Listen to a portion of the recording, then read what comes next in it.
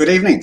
Thank you for joining us here this evening. I'd like to first acknowledge that I'm speaking to you from Gadigal land in the Rocks in Sydney, Australia, pay my respects to elders past and present, and extend that respect to any Aboriginal and Torres Strait Islander people joining us virtually here this evening.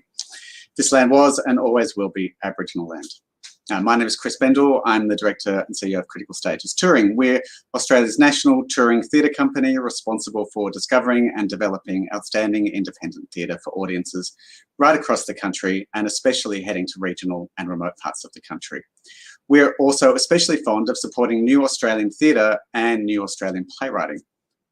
So tonight we're going to introduce you to two new short filmed works of theatre created by Red Stitch Actors Theatre in Melbourne, translated into film.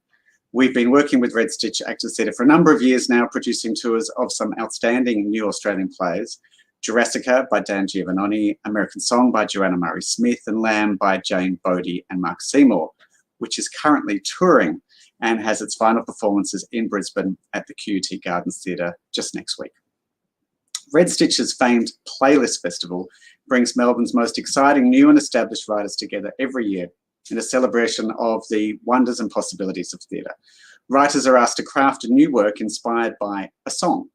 The program has been an important conduit for a great number of outstanding new works, and this year, for the first time, Playlist will not only inhabit Alma Park in Melbourne, kicking off from this Friday night until Sunday, it's coming to your screens now with two made-for-digital short theatre works streaming directly to you, after which they'll be available in the Critical Stages Touring screening room on our website.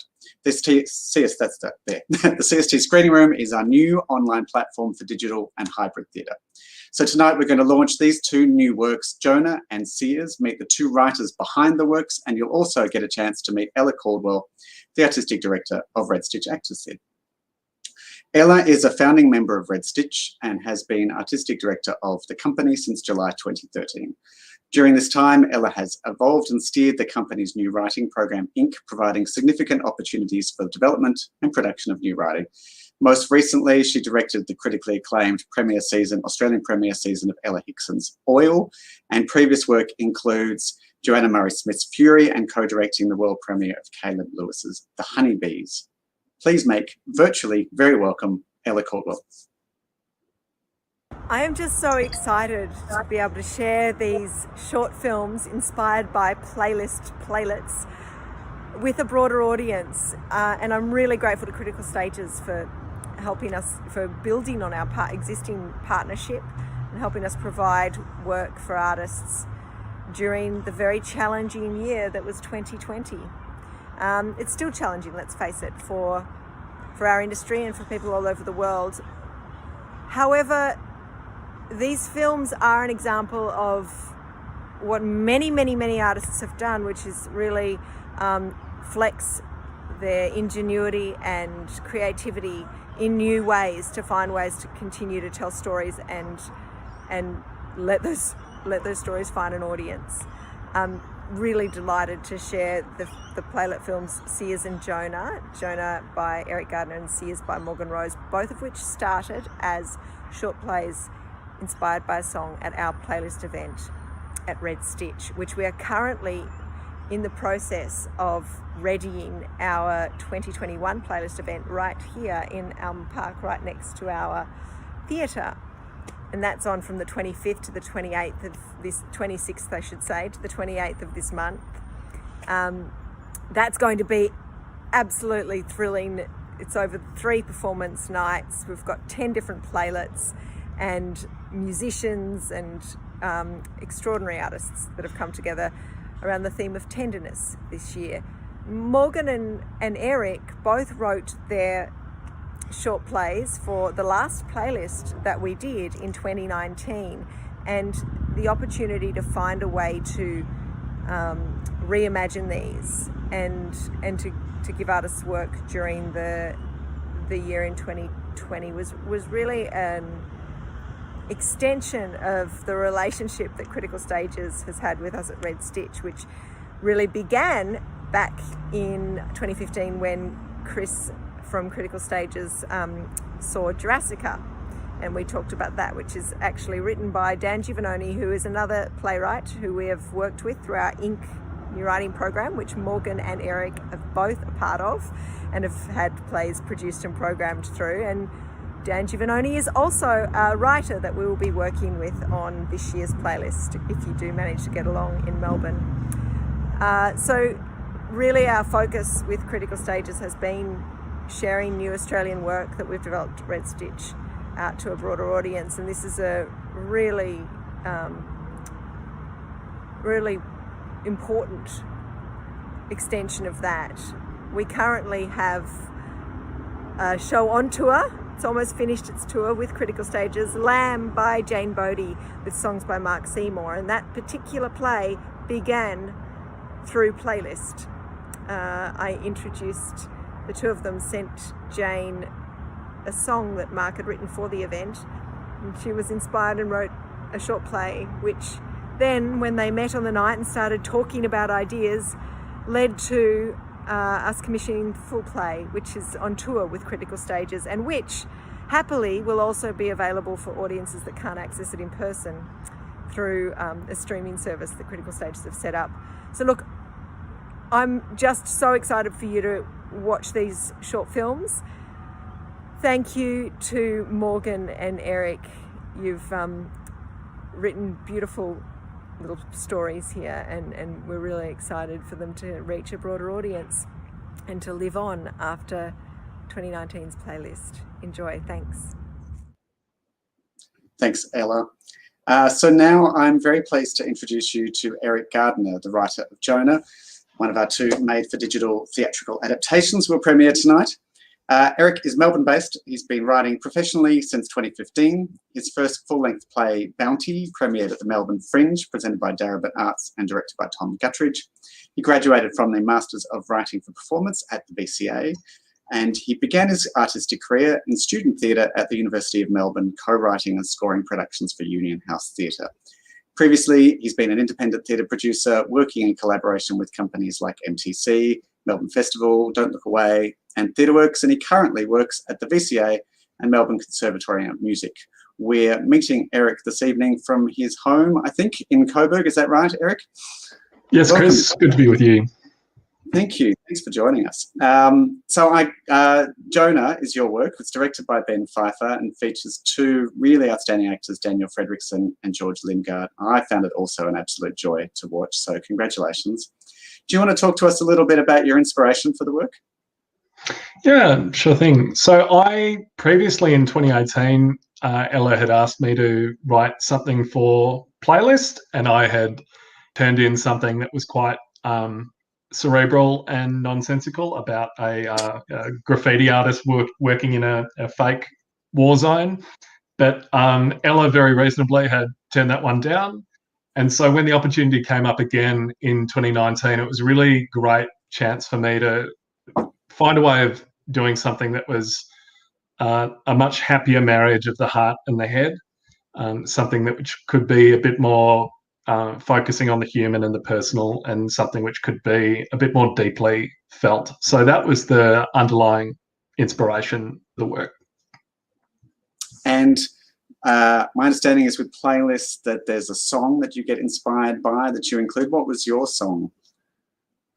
So I wasn't familiar with this musician before, but Ella put me in touch with Lucy Wise, and the song she'd passed on from Lucy, who's a Victorian solo musician and songwriter, is You Are Here.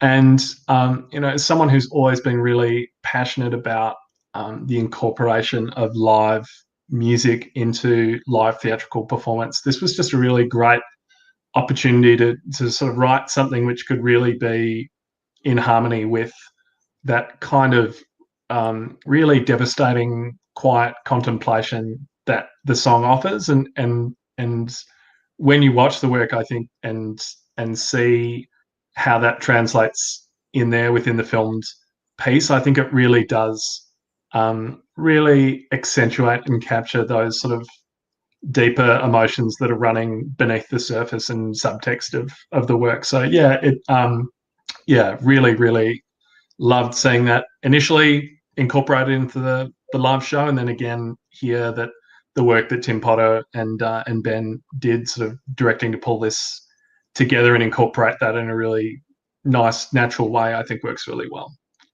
And lastly, do you want to tell us a little bit about what it was like to see when you got to see the finished filmed work, what it was like to see work that was intended for live performance, translated and reshaped for film and digital? Yeah, the really most exciting thing about it last year was just having any opportunity at all to go out of my 5-kilometre radius and go over to the south side and be there sort of towards the end of lockdown in Melbourne as things were starting to open up, to go and just scout the location out. So that was the most exciting thing about it at the beginning, was just having that opportunity to be connecting in person with other creative people again and to work together towards something. Certainly in the time that I've been working on Red Stitch, on a full-length work with Red Stitch since 2017, like what always is consistent is that kind of rigor and relentless sort of intelligence and inquiry and curiosity around these works. And so that to me was the most exciting thing, was just really rigorously thinking through, how could we translate this to a setting and a format that's going to work on film. Fantastic. Well, let's stop talking about it and let's people see the work. So without further ado, the world premiere live virtually of Jonah. Enjoy. Thank you, Eric.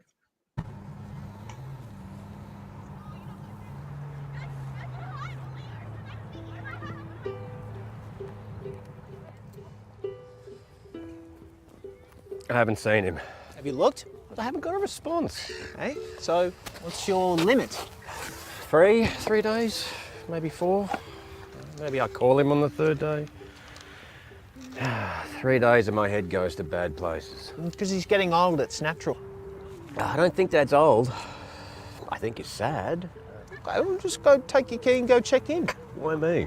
You're the oldest. But you're the doctor. You're the chosen one. Bullshit.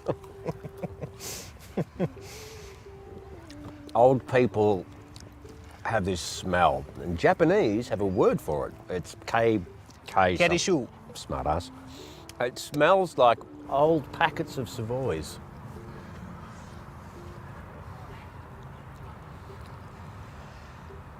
I don't want to be the one that finds him.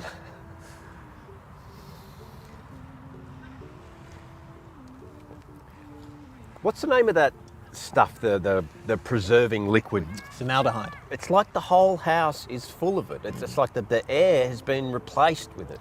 Yeah, it's what they keep the bodies in at school. Makes you really hungry. Like you come out of the anatomy class and all you want to do is go and eat right away.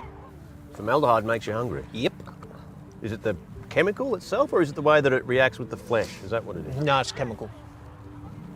Should pump it into supermarkets. They play that music that makes people want to buy stuff. They should put that stuff in there, make people hungry while they shop. Doesn't smell good. It's a chemical smell.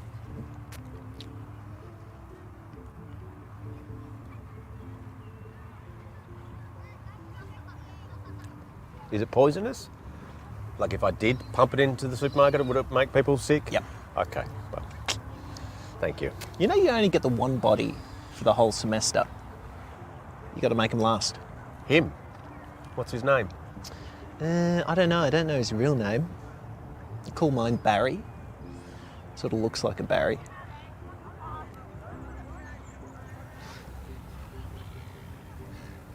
I don't want to be the one that finds him.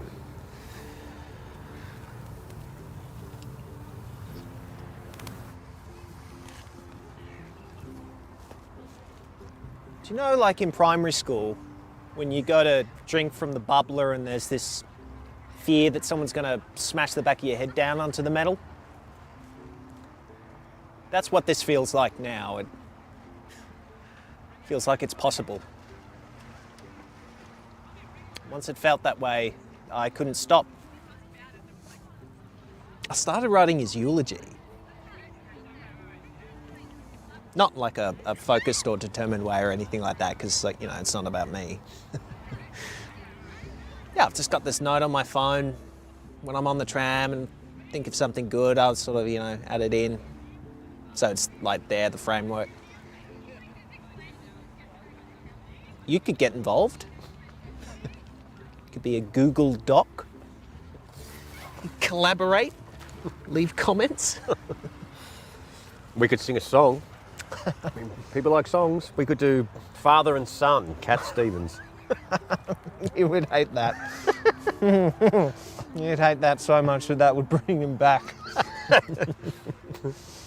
We could trade sentences back and forth. I could say something, then you could say something, and then we just go on like that till we finish. You seen Master and Commander? I have. You know the part when the lieutenant, the little rat-faced guy, is getting ready to jump off the ship and lift the curse because he thinks he's Jonah from the Bible, and he turns to his friend and he says, You've always been very good to me, Blakeney. Goodbye. and he takes a cannonball in his hand and he jumps off. You see him from above and the air spilling out the corners of his mouth and he's looking right up into the camera. The cinema's silent as the bubbles rise to the surface. They burst like stale champagne and then they stop.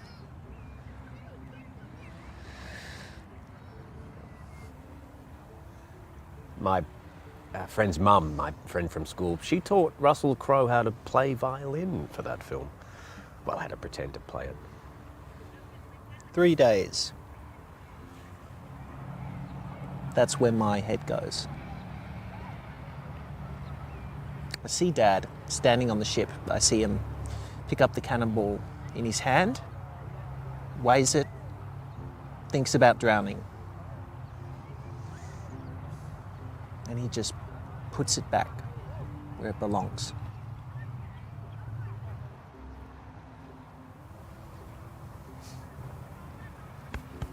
Come on.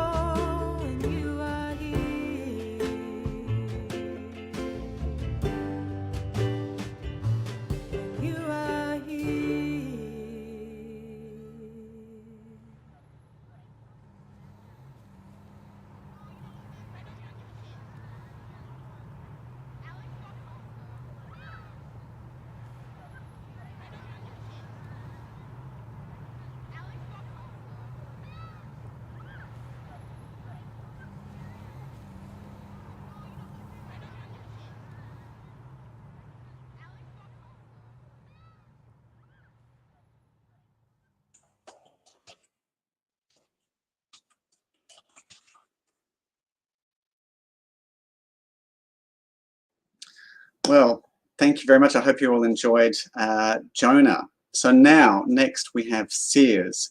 So I'm very pleased to introduce you to Morgan Rose. Morgan was born in New Orleans, grew up in New Mexico, and currently lives in Melbourne.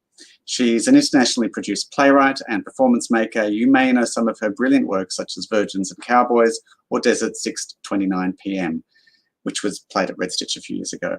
She's currently the resident writer at Riot Stage Youth Theatre and a co-founder of the company The People.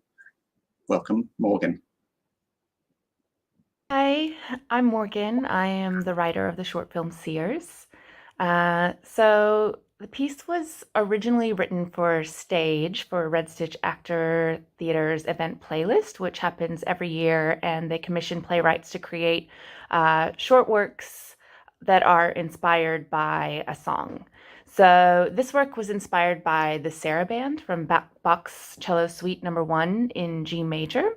And I had heard the cellist Yo-Yo Ma talking about this particular piece of music and how he's played it both at weddings and funerals. And I was really struck by that. I really love art like this, art that creates these big emotions that are impossible to categorize. They're happy and they're sad. they're everything. So that's what Sears started as. It started as the moment when teenagers witness an adult dancing, and the teenagers see this as a sad moment, but to the adult, it's a joyful moment. And from there, the piece expanded into a work about the way we think about the future when we're young. And I feel like when we're very young, when we're teenagers, when we're 15, 16, there's so much possibility, both good and bad. And I think teenagers that live now, in this like hyper-connected, politically charged world that's on the brink of a climate meltdown, they're very aware of both the good and the bad, probably more so than when I was young. But even though there's all of this terror staring them in the face, somehow all of that possibility when you're very young, even the bad possibility has this element of fantasy to it, an element of excitement. It's this unfathomable future that's coming for you. And it can be anything. And there's a lot of like hope and joy, even in the scariness of it. And so I was really interested in that feeling, because I feel like at some point, as you age, it wears off, and probably really quickly for many of us. By the time we're 18, 19, the excitement is gone, and it's replaced by anxiety and logic, and that's very much where I exist now. But in this work, I really wanted to capture that feeling of hope and possibility that I felt when I was 15. I've never written for film before. I'm very much a theater maker, but I do love film and television, and I consume hours and hours and hours of it every week. So getting to turn this live work into something that's been recorded has just been a dream. It's been an amazing experience, and I really hope that you enjoy what we've created. Have you seen Jemima? Oh, she's so weird. Yeah, like, she just keeps getting weirder. She's probably the weirdest in our year, wouldn't you say? Yeah, definitely. Where's your mum? Still at the shops. She's so annoying. It's fine. Last week, I caught her dancing. So? No, like at the shops. She was dancing, like in the dairy section. So? People could see her. She was like, had her eyes closed and she was like into it. Weird. Yeah, she's like... Why? I have no idea. I was like, Mum, this isn't okay. Fuck. Is that what happens when people get, like, old? What, dancing in at the shops? No, sadness. No offense. None taken.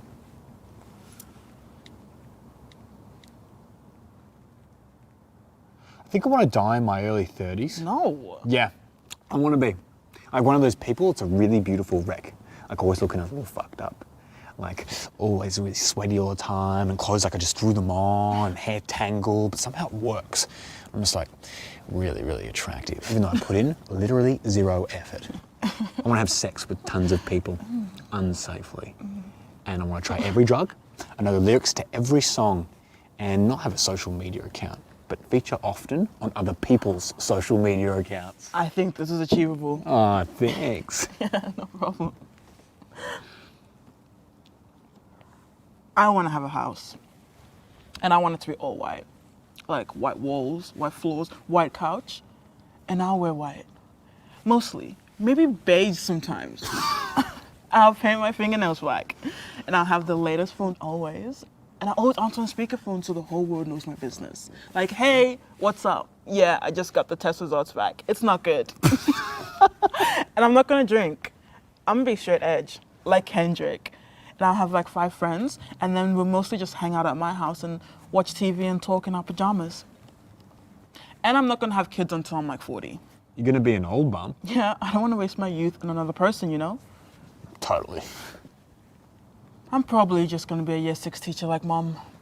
That's cute. It's not. I'll probably be like a cleaner at a hotel. Gross, there's jizz all over the sheets. Or a fancy hotel. There's still jizz all over the sheets. Okay, I'll work at the front desk. Better. I'll work at the front desk and I'll be single for a really long time. Maybe forever. Oh.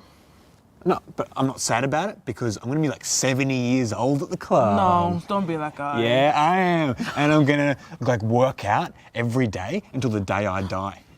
I'm gonna live in a studio apartment. It's gonna be filled with so much stuff, like borderline hoarder. And I'm gonna do lots of online courses and be certified in lots of random things. Like I'll be an ordained minister, but also certified to like interpret dreams and also like one of those shitty graphic design courses from Groupon. I'm gonna have lots of trouble making friends because I'm really shy. And like they say, the older you get, the harder it gets. And we are the loneliest generation. So I'm just gonna be this pathetic teacher who's just really, really painfully alone. You'll have me. Yeah. My only relationships would be a phone call every Sunday with my mother and text conversations with you, which are mostly just gifts anyway. Yeah. I'll just get like weirder and weirder from having pretty much zero meaningful contact with people my own age. And then I'll start like getting way too invested in my students and start thinking of them as my friends because I don't have a life of my own.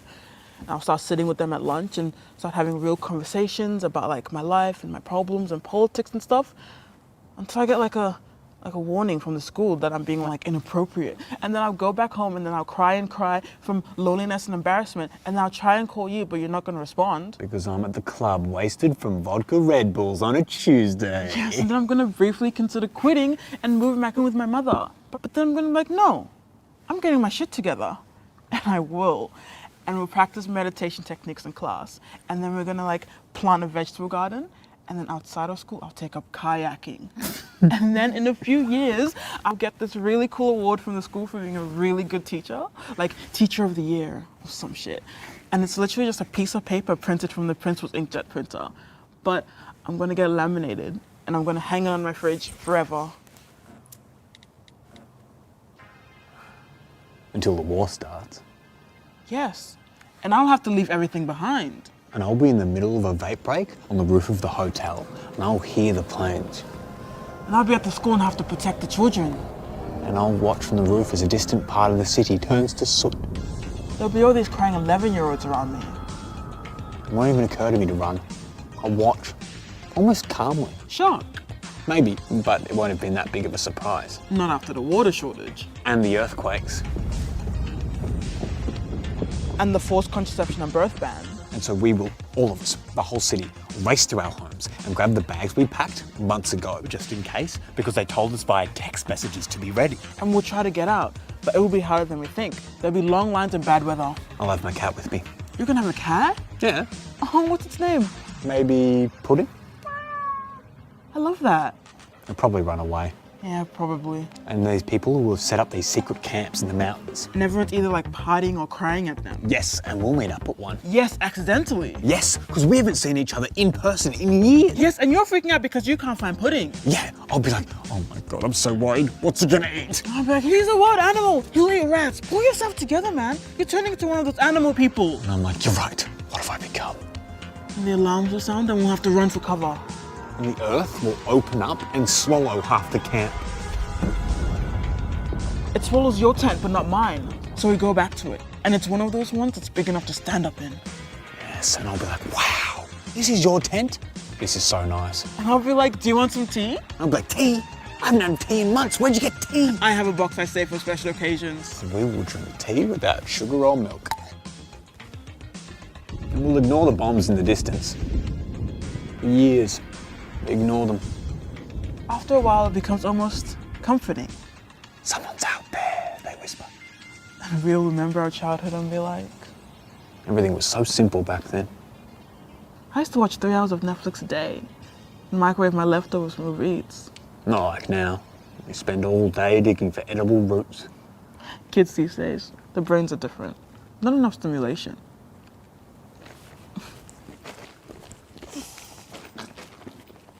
Are you ready? You're late. Sorry, it was the checkout guy's first day. Looked like he was about to cry. We have to take Amarachi home. Yeah, I know. You can just drop me off at the station. I'm not dropping you at the station. It's too late for that. What do you mean? It's dark. It's dangerous. Can you put these in the boot? Oh, you're so dramatic.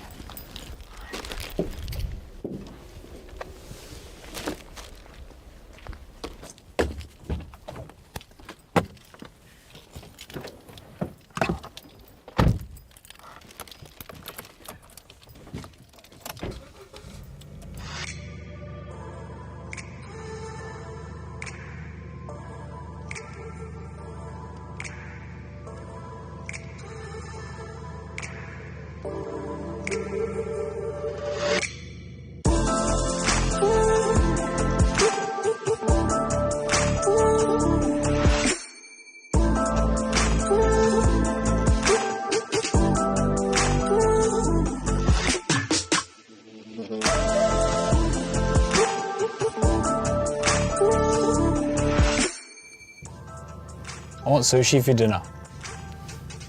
No, What Thai food? maybe. Bullshit.